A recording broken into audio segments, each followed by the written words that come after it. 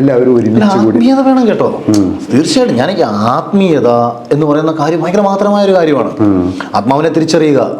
അതിപ്പം ആത്മാവുണ്ടോ ഇല്ലയോ എന്നുള്ളതല്ല. ഇപ്പം മനസ്സുണ്ടോ, മനസ്സില്ല, നമുക്ക് എവിടെ കണ്ടുപിടിക്കാൻ പറ്റും? ഇപ്പം മനസ്സിന് ശരീരത്തെ നിയന്ത്രിക്കാൻ പറ്റുമോ? ഇപ്പം സയന്റിഫിക്കലി എങ്ങനെ പ്രൂവ് ചെയ്യാൻ പറ്റും? ഒരുപാട് പ്രൂവ് ചെയ്തിട്ടുണ്ട് ഇവിടെ. ഇപ്പം നമ്മളൊരു നിങ്ങളിപ്പം പ്രൊഫസർ രവിചന്ദ്രനായിട്ട് നിങ്ങൾ ഇൻ്റർവ്യൂ എടുത്തിട്ടുണ്ട്.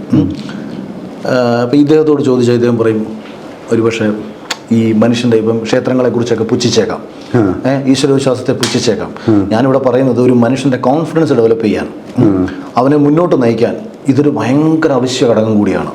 ഇതില്ലാത്തതും ഉണ്ടാവാം. ഉദാഹരണത്തിന് ഇപ്പം ഞാനൊരു ദുർബല ഹൃദയനായൊരു മനുഷ്യനാണ്. എനിക്ക് കരുത്ത് വേണമെന്നുണ്ടെങ്കിൽ കുറേ ആൾക്കാരൊക്കെ എൻ്റെ കൂടെ വേണം. അപ്പം എനിക്ക് വിഷമം വന്നാൽ ഞാൻ കുഴഞ്ഞു വിടുന്ന ഒരാളാണെങ്കിൽ എന്നെ സഹായിക്കാൻ ആരെങ്കിലുമൊക്കെ വേണം. അതേസമയം എനിക്കിനി എന്തു വന്നാലും എനിക്കൊരു പ്രശ്നമില്ലാത്ത ഒരാളാണെന്നുണ്ടെങ്കിൽ എനിക്ക് ആരെയും ആവശ്യമില്ല എന്ന് പറയുന്ന കണക്കാണ് ഈ ഈശ്വരവിശ്വാസവും. മനുഷ്യൻ്റെ വ്യത്യസ്തമായ മാനസിക തലത്തിൽ അതേ കണക്ക് ഇപ്പം ഞാൻ ഈ തൊട്ടുമുമ്പ് പറഞ്ഞ ദുർബല ഹൃദയനായ ഒരുവൻ്റെ അടുത്ത് വന്നിട്ട് പെട്ടെന്ന് വന്നിട്ട് അളിയാ എന്തുകൊണ്ടാണ് വിശേഷം, അവിടെ ഒന്നും സുഖമായിട്ടിരിക്കും, നിന്റെ കൊച്ചിപ്പം എന്താ വണ്ടി ഇടിച്ച് മരിച്ചപ്പോൾ എന്തുകൊണ്ട് ഇങ്ങനെ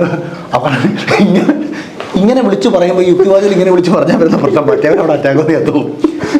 കാരണം ഇപ്പം ഇദ്ദേഹത്തിന് പ്രശ്നം കാണത്തില്ലായിരിക്കും. അപ്പം യുക്തിവാദിയായ പുള്ളി ചിലപ്പോൾ വിചാരിക്കും മരിച്ചോ, മരിച്ചെങ്കിൽ മരിച്ചു, മനുഷ്യനായ ജനിക്കും മരിക്കും, അതിനെന്താ പ്രശ്നം, എടുത്ത് ഏതെങ്കിലും കുഴിയിലിട്ട് അടച്ചേക്കും, ഓക്കെ.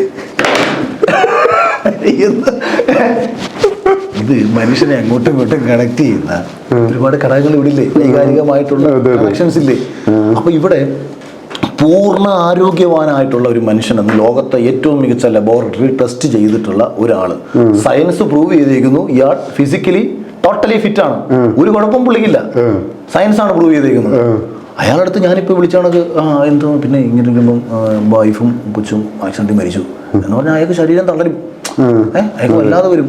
അത് ഈ പറഞ്ഞ ശരീരത്തിലെ ഒരു കുഴപ്പമില്ലാത്ത തലച്ചോറാ, ഒരു കുഴപ്പമില്ലാത്ത ഹാർട്ടാ, ഒരു കുഴപ്പമില്ലാത്ത ലിവറാ, ഇതെന്തേ ഡൗൺ ആയി പോയി?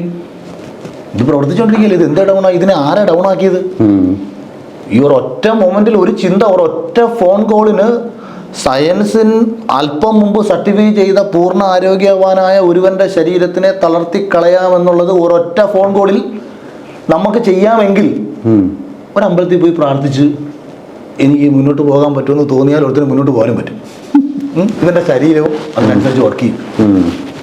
അല്ല അത് പക്ഷേ ശാസ്ത്രീയമായിട്ട് പോലും ഇപ്പൊ നമ്മൾ എല്ലാം നമുക്ക് തെളിയിപ്പം ശാസ്ത്രം എന്ന് പറഞ്ഞാൽ തന്നെ സത്യത്തെക്കുറിച്ചുള്ള അന്വേഷണം